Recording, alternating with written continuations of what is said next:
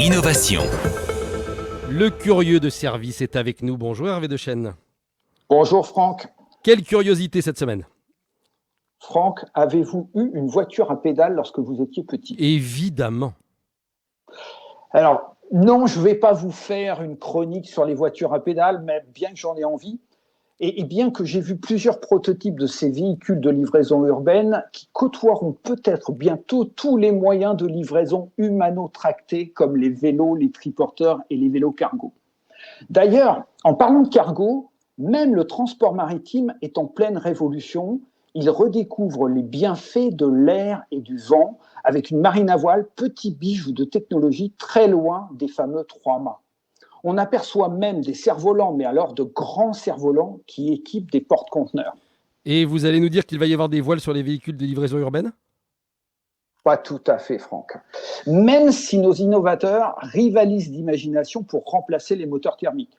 Cependant, il n'est pas exclu que nos villes soient bientôt parcourues par des voitures à air comprimé. Pas mal, j'imagine qu'une start-up développe cette petite affaire. Alors, la société MDI, dont j'avais envie de vous parler aujourd'hui, n'est pas une start-up. Elle a été créée en 1991, à une époque où la plupart des start-upers n'étaient même pas nés. La technologie de moteur à air comprimé n'est pas nouvelle non plus. La société avait présenté son premier concept en 1998. Mais l'histoire de cette entreprise et de cette techno est une véritable saga familiale comme je les aime. Le fondateur, Guy Nègre, était, paraît-il, le stéréotype de l'inventeur, un homme plus produit que marché, ce qui ne l'empêche pas de signer en 2007 un énorme contrat de plusieurs dizaines de millions d'euros avec le constructeur automobile indien Tata Motors. C'était aussi un homme charismatique qui incarnait l'entreprise, mais très controversé. Il avait autant de fans que de détracteurs. D'ailleurs, vous trouviez à une époque autant d'articles le qualifiant de génie que d'articles criant à l'arnaque. S'il avait vécu aujourd'hui, il aurait enflammé les réseaux sociaux, un peu comme vous, Franck. Mais voyez-vous, en 2014, il est victime d'un AVC et décède en 2016. Comme tout entrepreneur charismatique qui disparaît brutalement, il laisse à sa succession une situation et une gouvernance de l'entreprise très compliquées.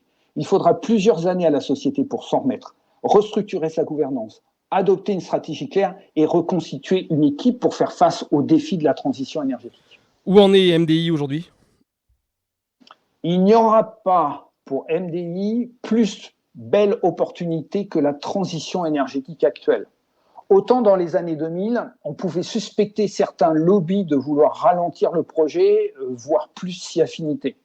Mais aujourd'hui, j'ai envie de dire, c'est le moment de vérité pour MDI. En ce moment même, ils sont présents à l'exposition universelle de Dubaï. Ils ont fourni 4 petits trains de transport des visiteurs sur le site. Ils y présentent aussi plusieurs véhicules urbains et j'ai vu plusieurs ébauches de leurs futurs véhicules de livraison. Sa directrice générale, Monique Berthaud, m'a dit que 2022 était l'année du renouveau de MDI.